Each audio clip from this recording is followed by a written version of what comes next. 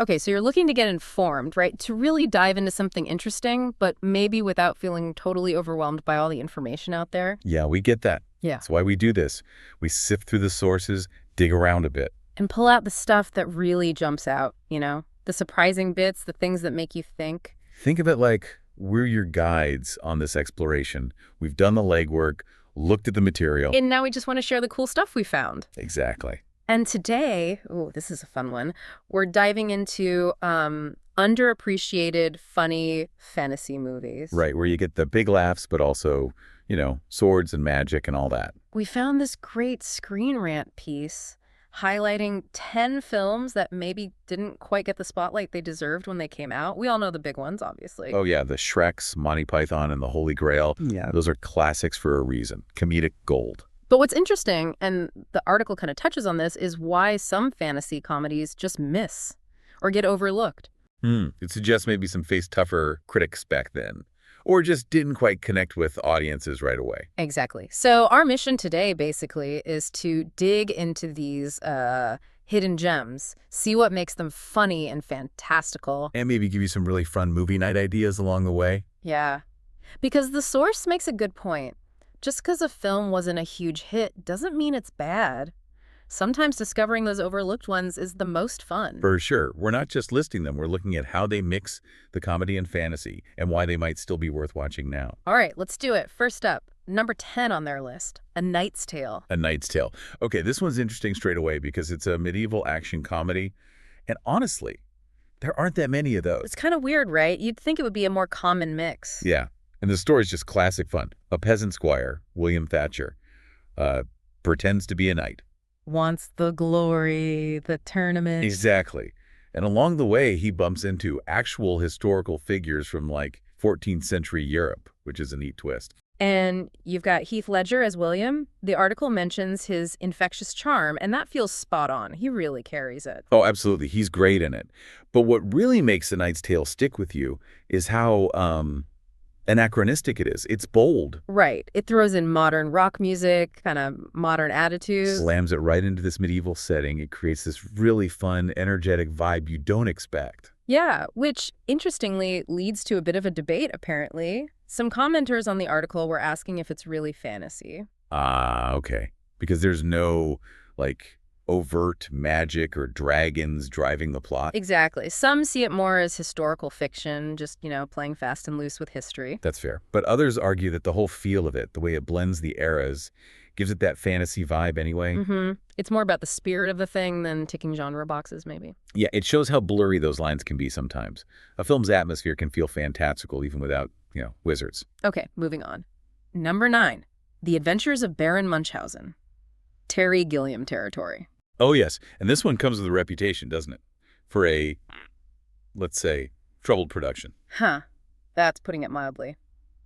Gilliam's known for amazing visuals, but also, tricky shoots. Munchausen is kind of infamous for going over budget, behind schedule, the works. It really is. But, and this is key, the article points out that all that behind-the-scenes drama doesn't really spoil the campy fun on screen. Maybe it even adds to the legend somehow. Could be. What's amazing is Gilliam still pulls off this incredibly imaginative, just wild world, despite all the problems. The film itself is just one absurd adventure after another. And absurd is the word, like battles with the Ottoman Empire, giant sea monsters. A trip to the moon, meeting Roman gods. It's completely bonkers in the best way. And John Melville as the Baron, he's fantastic, isn't he? So theatrical, just larger than life, constantly bending reality. He really anchors it. The article basically says, yeah, it was tough to make, but if you watch it, you're in for a treat. A very Gilliam treat. Next up, number 8, and sticking with Terry Gilliam, Time Bandits. Yes. And this one, the article suggests, might be even more of a trippy fever dream than Munchausen. Which is saying something. It really is. Time Bandits goes even further into surreal, kind of nonsensical territory. You've got these time-traveling thieves. They steal a map from the Supreme Being, basically, and accidentally kidnap this young, bookish kid. And drag him through history on their chaotic heists. Pretty much. While being chased, of course. And the fantasy stuff sounds just wonderfully weird, like a seafaring ogre.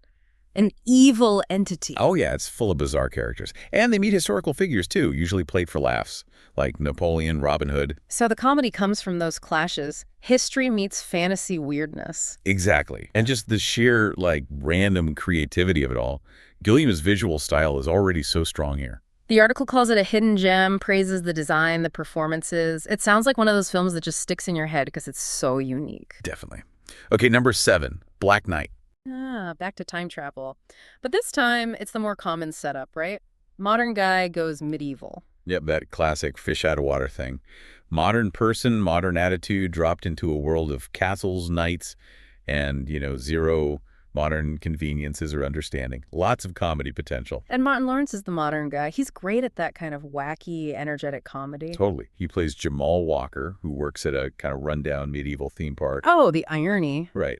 And then, bam, a magic medallion sends him back to the actual Middle Ages. Whoops! Big change from flipping burgers at medieval world. Exactly. And the article credits Lawrence with really carrying the comedy, making Jamal this lovable yet sarcastic hero navigating this totally alien world. And it was kind of novel back then, too, wasn't it? A contemporary film putting a black-led character into that medieval European setting. That's a really good point, yeah. Gave it a fresh angle. Oh, and someone in the comments mentioned a funny blooper they kept in. Apparently, the actress playing the princess tripped during a take, and it looks so funny and natural they just left it in the final cut. Adds a bit of charm. Love that. Okay, let's flip the script on time travel now for number 6. The Visitors. Yes, so this is the reverse. Medieval characters land in the modern world. Less common, but also full of comedic possibilities. Well, it's a French film, Le Visiteur. A huge hit in France, apparently. Massive, one of the biggest French films ever. But yeah, not nearly as well known in English-speaking places. Weird how that happens sometimes. So what's the story? Okay, so you have this Count Godefroy, played by Jean Reno. Oh, Jean Reno? Okay. Yeah, and he accidentally does something bad involving his future father-in-law. A wizard tries to send him back in time to fix it, but messes up the potion. Of course. So the Count and his, let's say, earthy squire Jacques end up zapped into the 1990s. Oh, wow. Okay, I can see the comedy potential there immediately. The culture clash must be immense. Totally. It's basically a buddy comedy with Reno as the noble, baffled Count and his squire just running wild in this completely confusing modern world. Their dynamic is hilarious. And it was so popular it got sequels. A whole trilogy, yeah. Shows how much French audiences loved it.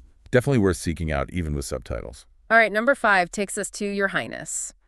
The article calls this one dude bro comedy meets fantasy. Huh. Yeah, that's a pretty accurate label. You've got Danny McBride as Prince Thaddeus. The lazy slacker prince. Pretty much. Living in the shadow of his perfect older brother, Prince Fabius, played by James Franco. Thaddeus is more interested in recreational activities than heroics. The classic spare heir trope. So what forces him into action? Well, an evil wizard kidnaps Fabius's bride-to-be, played by Zooey Deschanel. So Thaddeus gets reluctantly dragged along on the rescue quest. Okay, I can picture Danny McBride's reluctance quite vividly. Right, and the article compares the vibe to something like Harold and Kumar mixed with Robin Hood. Men in Tights. It's got that stoner comedy feel, but with swords and magic. So, very crude humor, lots of R-rated jokes, but set against a backdrop of fantastical quests and creatures. Exactly. It's definitely lowbrow, makes no apologies for it, but it's got a big cast, and they seem to be having fun with the sheer silliness of it all. Got it. Moving to number 4, Stardust. Now, Stardust, the article makes clear, is maybe more fantasy with comedy, rather than a straight-up comedy film. Okay, so the balance is different. More emphasis on the magical adventure and romance? Yeah, I'd say so. But it definitely has wit and some really funny moments sprinkled throughout. The lead is Charlie Cox, right? Before Daredevil. That's him. He plays Tristan, a young guy in a sort of mundane English village bordering a magical kingdom. He promises to fetch a fallen star for the girl he likes. And ventures into the magic kingdom to find it? Yep. Only the fallen star isn't a rock, it's a person. A woman, played by Claire Danes.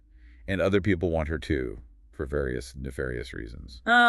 Complications ensue. It's based on a Neil Gaiman book, isn't it? It is, yeah. A really lovely, dreamy book.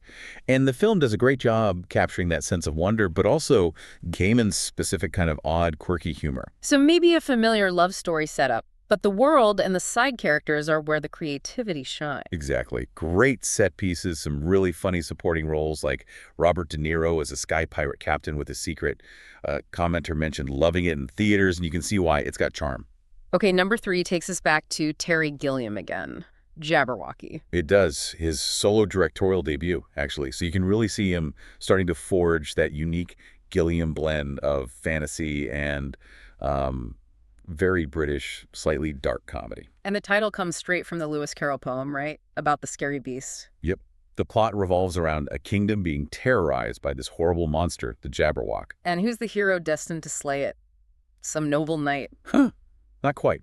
It's a simple cooper's apprentice named Dennis. His main skill is making barrels. Very unlikely hero material. Very Gilliam. Totally.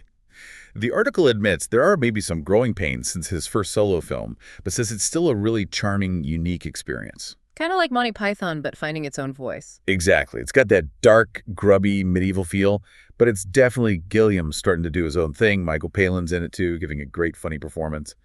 And the monster suit is apparently delightfully lo-fi. Sounds like a must for Gilliam fans. Okay, number 2. Terry Pratchett's Hogfather. Adapting Pratchett. That's always a tricky proposition. The Discworld books are so dense, so layered. Right. The world building, the satire, the footnotes, it seems incredibly hard to capture on screen. Yeah, it really does. Which makes this British 2-part TV movie adaptation of Hogfather kind of remarkable, because it's actually pretty beloved and considered quite successful. So what's the setup? The Hogfather is Discworld's Santa, basically. Essentially, yeah. And he goes missing right before Hogswatch night. So Death, skeletal figure, speaks in all caps in the books, has to step in and deliver the presents. Jeff has to play Santa. Okay, that's brilliant. It's fantastic. Meanwhile, his granddaughter Susan is trying to figure out what happened to the real Hogfather. It's all very strange and wonderful. And the TV movie captures that, even on a TV budget. Surprisingly well. It has this cozy, slightly low-budget feel that kind of works for it. Ian Richardson voices Death, coming from behind this amazing, emotionless skull mask, wearing a Santa hat. It's perfect. That image alone is worth the price of admission. Right. And the article praises how faithful it is to Pratchett's bizarre world and specific humor. It doesn't really try to simplify it. It's become a real quirky holiday favorite for a lot of people, even if they don't know the books. Sounds delightful. And finally, number 1 on the list, Knights of Badassdom. Knights of Badassdom. Intriguing title. It is. And it features Peter Dinklage, which is interesting. Seeing him in this before his huge Game of Thrones fame really exploded is a very different kind of fantasy. So what's the premise here? It starts with LARPers, live-action role players. People dressing up in fantasy gear, having mock battles in the woods. With foam swords and stuff. Exactly, just enjoying their hobby. But then they accidentally summon a real demon, like an actual succubus from hell. Oh, okay. That escalates things somewhat. Just a bit. So suddenly, these LARPers have to start pretending and become actual heroes to fight this thing. Wow. It sounds like it could be amazing or terrible. Right. But the article really praises Dinklage's performance as hilariously fierce and comedic. Okay, that's promising. And it sounds like the film manages to blend horror, fantasy, and comedy pretty effectively. It apparently both celebrates the LRP community and kind of gently makes fun of it at the same time. That's a tricky balance to strike. Yeah, but the description that caught my eye was calling it a quietly phenomenal comedy dressing up as a fantasy film, and something about a surprisingly chill vibe despite the horror elements. A chill horror comedy LRP movie. That sounds unique. Definitely sounds worth investigating based on that description. So there we go. 10 funny fantasy movies that maybe deserve a second look. It really shows you the range, doesn't it? How many different ways you can blend laughs with magic and monsters. Absolutely. From anachronistic history to time travel mishaps to dude bro quest to, well, LARPers fighting actual demons. It's a broad spectrum. And yeah, maybe they didn't all set the box office on fire, but it sounds like each one offers something kind of unique and potentially really entertaining if you're looking for fantasy with a side of funny. Or funny with a side of fantasy. Right, which kind of leads to our final thought for you, the listener, to maybe mull over. Why do some films like these end up as hidden gems? Yeah, while others in the same sort of genre space become massive hits, what goes into that? Is it just timing? Yeah. Marketing? Were audience expectations different back then? What makes one connect and another just fly under the radar? It's interesting to think about what ingredients need to combine for that mainstream success versus, becoming a cult favorite years later. Definitely something to ponder.